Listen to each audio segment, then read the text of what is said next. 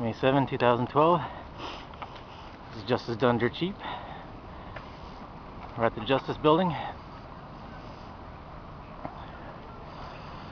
If you ever wondered what they do here, they're supposed to render justice.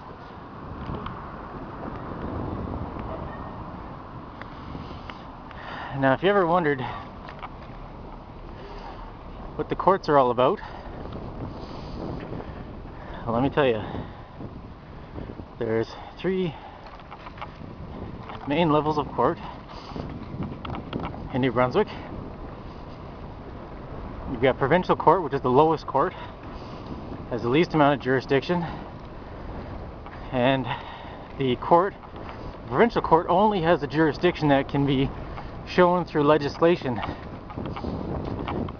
Usually it's a Provincial Procedures Act, but they might get the jurisdiction some other way. There's some other act or statute. So, provincial court, nothing is within the provincial court's jurisdiction unless expressly provided by statute. And the Superior Court of New Brunswick is known as Court of Queen's Bench. The Court of Queen's Bench is separated into 2 sections. There is the Family Division and Trial Division. Now, Family Division is for people who are having family disputes. They need the court's intervention. Trial Division is for all the rest of legal civil matters between people, usually over contract disputes. Anytime the court wants to, anytime the parties think they need court's intervention because they can't decide matters from themselves, because there's a disagreement between parties, they go to Court of Queen's Bench. Trial Division. Now the next court up is called the Court of Appeal of New Brunswick, and you can only go to Court of Appeal in New Brunswick generally when there's already been a decision at one of the lower courts, and the decision you're not happy with. So it's either you're in front of a provincial court judge, or you're in front of a Court of Queen's Bench judge, you're not happy with the decision, then you can go to Court of Appeal. The distinctions between these courts are that provincial court and Court of Queen's Bench are courts of record. Whenever you're in front of a judge there's a recording of the proceedings that you can purchase after the fact. It's $20. You get to get your a record of the hearing. Everything that's said on the record, you can listen to it afterwards. Whenever you apply to get one of these court recordings, you have to apply, and the judge can decide whether to grant the request or not. So, the 3 main courts are provincial court, which is dealing with bylaw matters, criminal code stuff, and whatever else gets to be overseen by a judge of the provincial court. Now, what's interesting is the Court of Queen's Bench is considered a superior court of justice.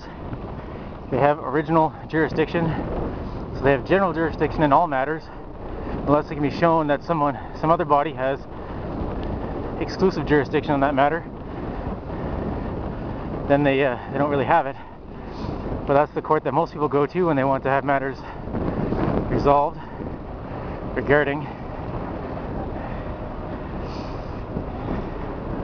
any civil matters, such as disputes in contract, or suing people for damages for civil liability. Now, the way that's done is one has to find some tort, and a tort is basically a legally recognized action. There's specific terms that define whether one can fulfill the conditions of whatever the tort is, and if you can, then you can sue pursuant to that tort, and the final outcome of the hearing, you might get a decision in your favor where you can be made whole again. Now the interesting thing is, the purpose of the court is supposed to be to allow people to redress their grievances. If you're not happy with something, you go to court, you have a judge find in your favor.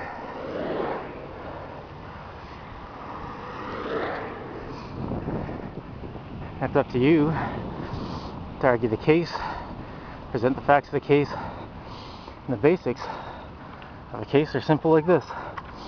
The only thing the court is supposed to be able to decide is on evidence. Evidence are provided to the court by swearing affidavits. Affidavits are a sworn statement of fact, sworn under oath. That's how you get evidence into the forum, which is the court arena. Whatever evidence you want to present to the judge must be done so through affidavit material or through oral testimony at the hearing. Then one must apply the relevant statutes, rules of court, other rules that might be relevant, and argue why those statutes, rules of court, whatnot, are persuasive to cause the judge to rule in your favor. Now there's different types of things that must be considered when preparing for a court hearing. One must ask themselves what kind of case law they have. What people refer to as common law is the common law that we all share. It's all the previously made court decisions. That can be found on the website called Canley, C-A-N-L-I-I. Just do a Google search for Canley, and that website, Canley, has many listed decisions from courts all across Canada, from the Supreme Court level, which is the highest court in Canada, on down to provincial court level. So whatever it is you're trying to argue in court, one can go to the search function there, put in the keywords, you'll find cases that are directly relevant to what our matters are before the court.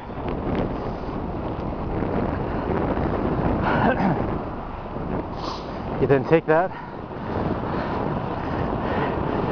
and put it in what's called a brief.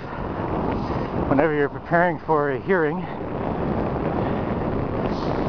one prepares the affidavits, which have the evidence we want to present to the judge, the evidence of the facts that help to cause our story to be concrete, to prove what we're saying is true. These can be photographs, bank statements, receipts, videos, whatever it is that helps prove your version of the facts you want to include as affidavit evidence. Because then you can actually use it to your benefit, and the court can see that you're telling the truth because your version of events is corroborated by affidavit testimony. It's even better if there's 2 or 3 people who have seen the same event or were there, overheard the same thing.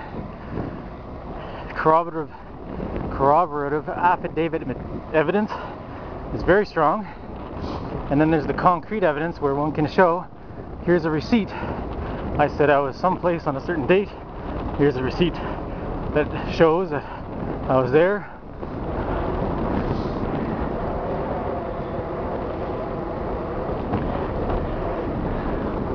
Also, one can have pictures of an event,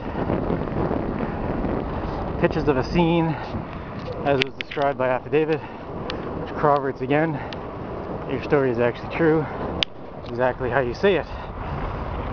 See, the courtroom game, it's like any other game. It's a court.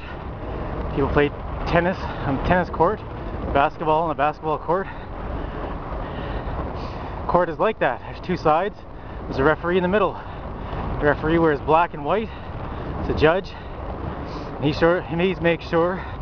or she makes sure that people play by the rules. And as long as the judge maintains that everyone's playing by the rules, it should be a fair hearing. And both sides have an opportunity to have a little word fight. You take the word, you add an S to it, makes sword. S to word makes sword, so it's like a sword fight, but it's a word fight. And what you're trying to do is to convince the judge to rule in your favor. To make the strongest argument based on the most evidence, most credible story of events, and then to use case law and authorities to support your position. And that's how court action is won. Same principles apply to provincial court, criminal court, Court of Queen's Bench, or Court of Appeal. All the same general principles. So anyway, that's some information regarding the court system of New Brunswick. Just to give a quick overview for people who have not considered this before. Hope you enjoyed the information. Again, it's May 7, 2012, Fredericton, New Brunswick. Hope you all enjoyed and have a great day.